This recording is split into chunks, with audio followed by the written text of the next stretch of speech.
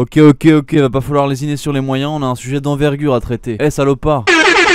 Voilà, je l'ai traité. Allez, salut, abonnez-vous. Ok, si je vous dis Laurel et Hardy, Timon et Pumba, Bouddha et Gandhi, Gouda et Bambi, bref, vous avez compris, les maigres et les gros, c'est une dualité millénaire et problématique. Pourquoi problématique? La grossophobie, tout ça, on connaît, mais il y a une discrimination anti-maigre et il n'y a pas de formule magique pour s'en prémunir, tu vois, ça c'est un problème. Tout ça parce que les mannequins sont maigres et considérés comme privilégiés dans la société. Mais les mannequins, c'est l'arbre qui cache c'est la tige qui cache les temps, les mannequins. Bon, analysons. La grosseur, c'est juste de la maigreur avec un peu de matière en plus qui ne lui appartient pas. Ça va, ça vient, ça dodeline. Moi, quand je suis gras et que je me tape sur le ventre, ça fait des ondes. Mais ces ondes ne sont guère moi. Et je ne suis guère ces ondes. Ce serait comme dire que le raz-de-marée appartient à la secousse sismique qu'il déclenche. Non, c'est un dommage collatéral. C'est un phénomène. C'est un phénomène collatéral. C'est pas un dommage, c'est pas dommageable. C'est un phénomène collatéral. Alors, la grosseur, elle se donne à voir. Grossir, c'est avant tout conquérir de l'épaisseur existentielle. On le dit jamais, mais c'est une aventure épique de grossir. Ça, on le précise pas. Bon, par exemple, moi, j'ai un pote, il est massif. Ok, quand il fait de la planche dans l'eau, son bide est fat, on dirait une île privée du Pacifique.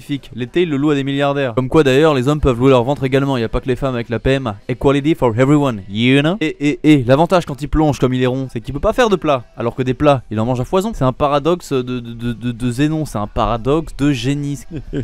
Enfin bref, l'existence plus avérée, plus démontrée, plus irréfutable du gros impacte dans le même temps le devenir du cosmos tout entier. Plus qu'un maigrichon, mais on va en parler. Être gros, c'est aussi s'auto-nourrir, s'auto-suffire. Tu vois, on entend toujours parler les survivalistes en mode ouais, on va s'enfermer dans des caves, on va avoir du saucisson avec nous comme si y a les martiens ou l'apocalypse. Bah non mec, mange, deviens gros, c'est tout. Et ça c'est être intelligent et faire preuve de réflexion très mature. Parce que moi j'ai, tout le monde ne l'a pas. Moi je crois pas à l'apocalypse, alors je vais rester skinny. Mais je vous jure que si je pensais qu'il y avait les reptiliens ou les martiens qui devaient venir là, que ce soit l'apocalypse et tout ça, je mangerais des Kit Kat. Ouais, alors on était. Ah oui, quand il y aura l'apocalypse, nous les maigres, on sera déjà évaporés, envolés dans les nuées.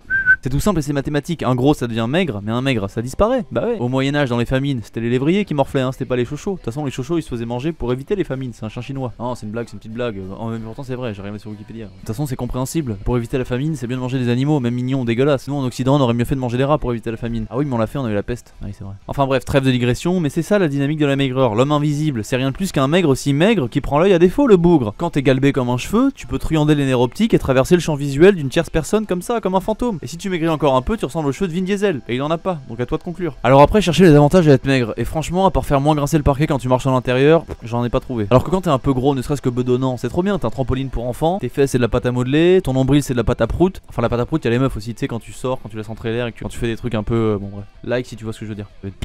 Enfin, bref, revenons au sujet de base, parce que moi je suis militant justicier social. Et les gros, ils ont le lobby gros qui diabolise la grossophobie. Ok. Financé par McDo d'ailleurs, parce que très content, parce que même si un gros se pose à McDo et qui prend 2 places, il mange pour 4. Donc c'est double bénéf pour Ronald de Satanas. Donc il y a un peu une pression liée au fait de se moquer des gros. Et bientôt faudra faire partie de la communauté grosse, donc tripler de volume pour les plus skinny d'entre nous, pour dire à son pote wesh gros, et éviter de se faire regarder mal en mode ouais, t'es un connard intolérant, etc. Mais eux les maigres, nous, j'en suis un, je suis maigre aussi. On a personne pour défendre la maigrophobie. Et comme par hasard, l'imagination humaine, dès qu'il s'agit de se foutre de la gueule d'un maigre, on devient tous Baudelaire, tu vois. Asperge, al dente, toujours meilleur, Peter Crouch, Mikado,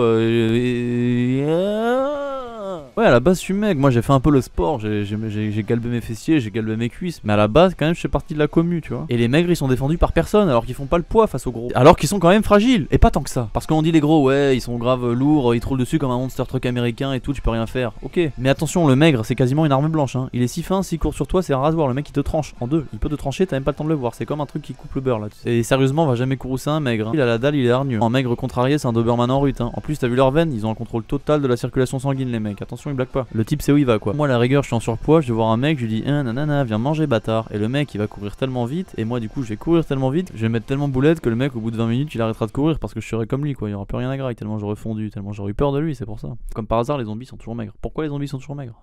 Je suis maigre, je suis pas un zombie. Bon, voilà, on va se quitter sur une parole sage. La première phalange du rikiki d'un gros est plus dodu que le cul d'un maigre. Mélangeons le maigre et le gros, appelons-le le maigro. Et si tu me dis, maigro, qu'est-ce que tu racontes? Tu dis de la merde, ça marchera jamais. Ah, mais pourquoi tu dis maigro si tu penses que mon concept de maigro ne marchera pas? Intelligent, subtil. Allez, on se quitte. Dis-moi aussi si t'aimes bien les vidéos où je dis que de la merde comme ça, ou tu préfères que le truc de philosophie des cartes Pascal où ils sont un peu chiants quand même. Allez, goodbye, I don't care.